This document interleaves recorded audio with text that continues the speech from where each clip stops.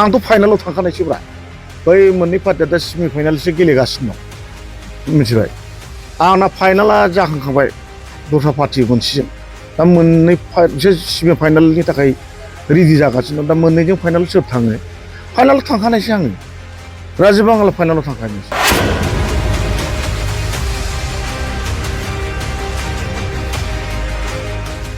प्रहलाद बिथाङा आंखौ गाज्रि खोथा बुंदों मोनसे गाज्रि लेंगुवेज बाहायदों आरो बियो आंखौ स्टाडि खालामनानै नायथों बिदि बुंनाया थिग नङा खिन्थु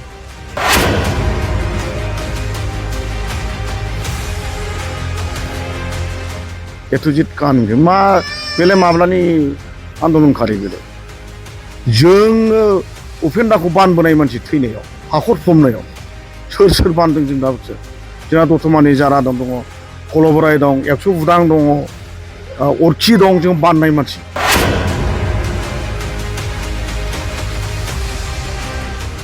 थांखानायसो आं दा बेखौ दा फाइनालाव थांनाय नालाय फाइनालाव फैग्रोथोंसै अब्लासो मिथिगोन ना फाइनालावथ' एसे गोबाव दंबावो दा बिसोर सेमि फाइनालाव थाङाखै दाबो थांनोसो नागिरदों जुजिलायगासिनो आरो बिसोर फाइनालाव थांनो मोननै पार्टिजों मोनसे सोर थाङो बेनोसै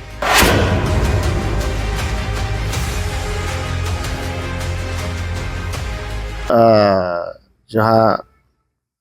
हिन्जावफोर गोजा आरो ओमफ्राय हौवाफोर सेंग्राफोर ज' जानानै 30 जन दिनैहाय 30 न'खर जोंहा मा होनो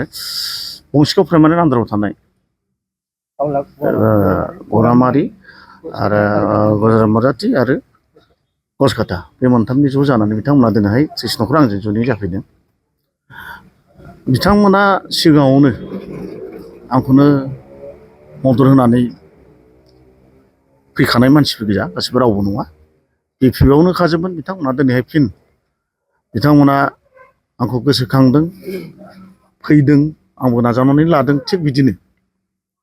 बयबो फैनो थाखाय थियारि जोब नाथाय दा बैसागु सफैनोसैखाय आं लानायखौ एसे दोनथ'नो नागिरदों थेवब्लाबो दिनैहाय बिथांमोना गावसोर दिनै लाखानोसै होननायाव दिनै आं लेंहरनानै न'आवनो लानाय जाबाय आरोखि दा दिनैहाय नुहुरदों नंगौ बनरगाव समस्ति हिसाबै गुबुन दोलोफ्राबो मानसि बोलायनाया सोलिगासिनो दं नंगौ आंबो बोदों गुबुन पार्टियाबो बोदों थेवब्लाबो बोलायनायनि गेजेरजों दिनैहाय आङो नुनो मोननांदों हमनो हादों रायजो राजाफ्रा बांसिन आंजोंनो सिङाव दंखायो आरो थाखागोन बेखौ आंहा बिसास दङ दा मैयाना दाखालि आं बनर गामियाव जयनिं लानाय नुदों नंगौ आंनि माखासे वार्कारफोर दंमोन झारबारि एरियानि बिसोर फैदों गासै झारबारि एरियानिफ्राय 17 जनसो फैदों आरो ओरैहाय मा होनो गसकाटा एरियानिफ्राय माखासे थांदों ओमफ्रायथ' बाखिखौ आं मिथिला बबेनिफ्राय फैदों जिखुनु जाया बिसोर थांनायाव जेबो उसुबिदा गैया बिथांमोना हयथ' निस्सय आंखौ माबा मोनसे उसुबिदा मोननानै एबा पार्टिखौ उसुबिदा मोननानै थांदों जानो हागौ आंहा बेखौ बुंनांगौ गैया आरो बिसोर थांनायाव आंहा जेबो खहाबो जाया प्रब्लेमबो जाया ओंखायनो जाय गोसो जेब्लायबो राजनितिक दरजाया खुलाखा जेरै बेबायदिनो थांलाय फैलाया बे थाबाय थाखागोन आं बेखौ लानानै आंहा जेबो साननांगौ गैया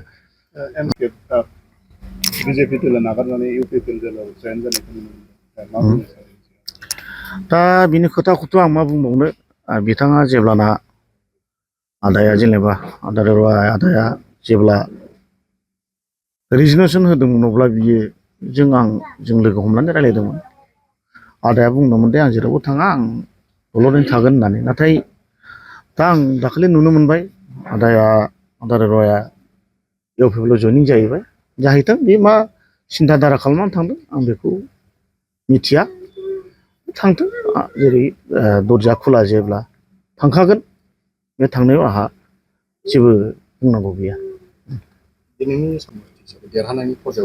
दिनैनि दिनाव एकदम सर्टलि जायोब्ला 101% रावबो हमथानो हाया नायबानो जाबाय नोंसोर आंथ' फाइनालाव थांखानायसोब्रा बै मोननै पार्टिया दा सेमि फाइनालसो गेलेगासिनो दं मिथिबाय आंना फाइनाला जाखांखाबाय दस्रा पार्टि मोनसेजों दा मोननै बिसोर सेमि फाइनालनि थाखाय रेडि जागासिनो दं दा मोननैजों फाइनाल सोर थाङो फाइनालाव थांखानायसै आङो राजीब बांगाला फाइनालाव थांखानायसै बिजेपिआव रावबो हमथानो हानाय नङा रावबो हमथानो हाया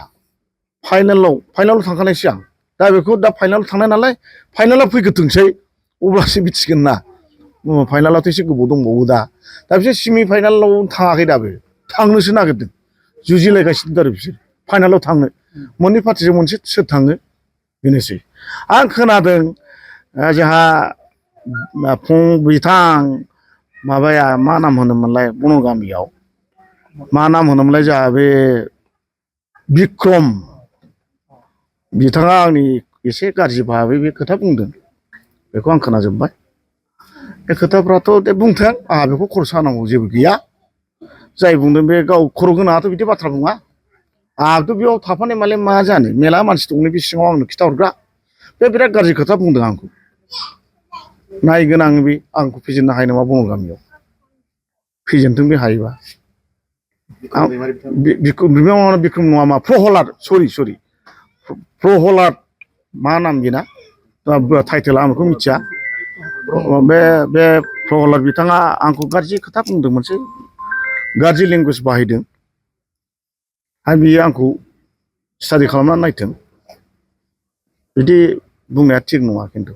आंबोथ' गावनि एगेन्स्ट मेरला बुंनो हायो बुङाना आं बिनि एथुजित काहानि मा बेलाय माब्लानि आन्दलनखारि बेलाय जोङो उपेन्दाखौ बानबोनाय मानसि थैनायाव हाखर फबनायाव सोर बानदों जों दाबोसो जोंहा दतमानि जारादन दङ कलबराय दं 100 बुदां दङ अरखि दं जों बाननाय मानसि मा मिथिगौ बे आन्दलननि सोमोन्दैलाय साथा आथिं देनानै जोङो आन्दलन खालामबोनाय लिडारफोरनि आन्दाराव जोंबो हार्डक'रनि वार्कारखा भलन्टियार पस्ट एबसु मुभमेन्टनिफ्रायनो जोङो हार्ड वार्कार एकदम हार्ड वार्क खालामग्रा मानसिखा जोङो लिडार नङाब्लाबो लिडारफोरनि उन थाफानानै जों खामानि मावो साथाथिं देबोनानै मा मिथिगौ बे प्रब्लेमालाय आं बाहा मा नों गाज्रि खोथा बुंदों बियो खिन्थु आं बिनि एगेन्स्ट बुंनाय नङा आंहा मानसिनि एगेन्स्ट बुंनो आंखौ हाजारखि गाज्रि बुंब्लाबो आङो उसुबिदा मोनो बुंफिननो जायखिजाया बुंथों बियो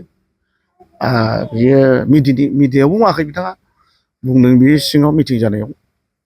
बेखौ दा सानदों नामा बे गासिबो बिपिएफनि मानसिजोंबाव आंनि गोबां मानसि दंबाव थांदोंबालाय मा जानो सिङाव गासिबो आंजों लिंक दंजोबो ओंखायनो आङो देरहानायखौ खुनु सिन्था खालामाखै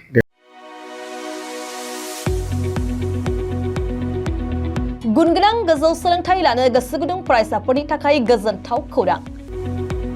क'क्राझारनि बड'लेण्ड स्टार एकाडेमियाव फरायसाफोरनि मुं थिसननाया सोलिगासिनो 2025-26 सोलोंथाइ बोसोरनि थाखाय 6 थाखोनिफ्राय 9 थाखोसिम आरो एचएस फार्स्ट इयार आरो एचएस सेकेन्ड इयार थाखोआव फरायसाफोरनि गोदानै मुं थिसननाया सोलिगासिनो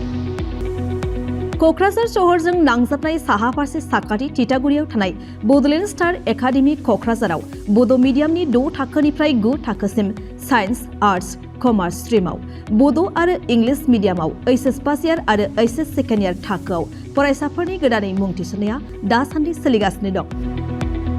रोंगौथि गोनां फोरोंगिरिफोरनि फोरोंथाय होनायजों लोगोसे गोबां उफ्रा सोलोंथाइनि खाबुफोर जेरै डेली फ्री जेईई आरो नीट क्लास जेईई नीट आरो कम्पिटिटिभ एग्जामनि थाखाय free mock test English speaking class daily GK class career guidance library facilities personal attention हौवासा आरो हिन्जावसाफोरनि थाखाय आलादा थाग्रा हस्टेल बायदि बायदि सोलोंथाइ खाबुफोरजों गुनगोनां सोलोंथाइखौ बे बड'लेण्ड स्टार एकाडेमियाव मोननो हागोन बेनि अनगायैबो मेट्रिक आनजादाव 85% एबा बेनि बांसिन नम्बर मोननाय फरायसाफोरनो बेसेन लायालासे मुं थिसनथाइ होगोन आरो बिपिएल नखरनि फरायसाफोरनो मुं थिसननायाव 20% रेहाय होनाय जागोन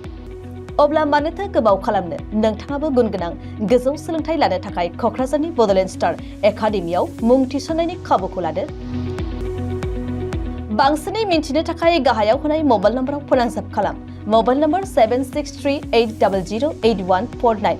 6003494371 आरो 6000034997